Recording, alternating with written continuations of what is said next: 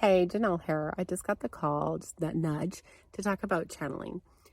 There's a lot of forms of channeling, and some of them are the more what we think of as channeling, and that's where there's a specific energy or energies that are downloading through us verbally messages. So, information, it can be technology style information, it can be wisdom based information, it can be, like things, projections, what's the energy of the planet going to be like and what's coming. That's kind of a typical channel. I'm channeling. You're like a vessel or a tube, if you will, just to allow that energy, higher energy, come through and use your voice to bring information.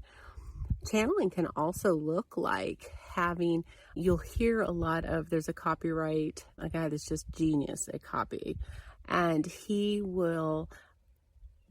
says, I spend time just downloading, just spending time letting information come to me. That's a form of channeling. He is connecting to a higher source of wisdom, and ideas beyond his own just come to him.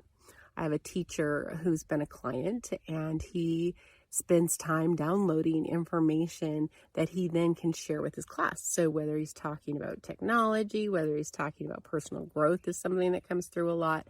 He just has this, content just comes to him. John Maxwell is in a class with him the other day being up to 6 months ago. The other day can be just any time within the last year. And I was in a class and he was talking about how he takes time, and this is part of his daily routine, is taking time and just allowing information to come to him. And he goes, it's an endless source of information that downloads to him. And this is a form. And so people call it downloading. Some people call it channeling.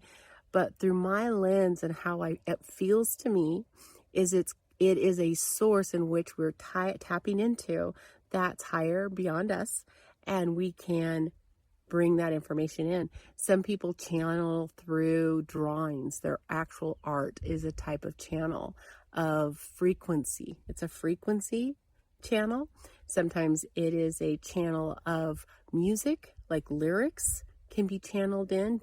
I've heard of songwriters who they say, yeah, it just kind of, I download it in. It's like, obviously it's not coming from my mind. They're tapping into that higher wisdom. So those are just a few examples of what channeling can look like and how it can show up for different people. And that's not the exhausted list. So stay tuned. I want to talk about more of these gifts because you may resonate with some of these, and you may have had questions about, well, what are gifts anyway? And when you hear these words, what does that actually mean? Like channeling, what does that actually mean? Some of you may be seeing these in your children. Like they just oh my gosh, I have to tell you about this one. I was watching on 60 Minutes a month or so ago. And this gal, this young 8-year-old, 9-year-old gal, she was channeling music for orchestras, like every instrument. So your cellos and your violins and every instrument, she was channeling, downloading the music for these orchestras at a young age. So, there's another way that channeling can look and how it's used. So it's so fun and so cool to explore and understand these, because our children, the young people that are coming now onto our planet, growing up on this planet, are incredibly gifted.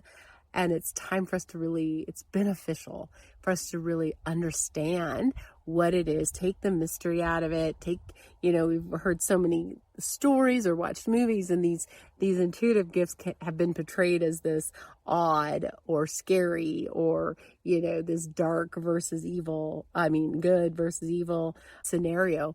And so we have a lot of preconceived ideas and fears around it. So let's have conversations around what it looks like and then how it's being used in everyday people's lives for good. All right, look forward to more conversations with you.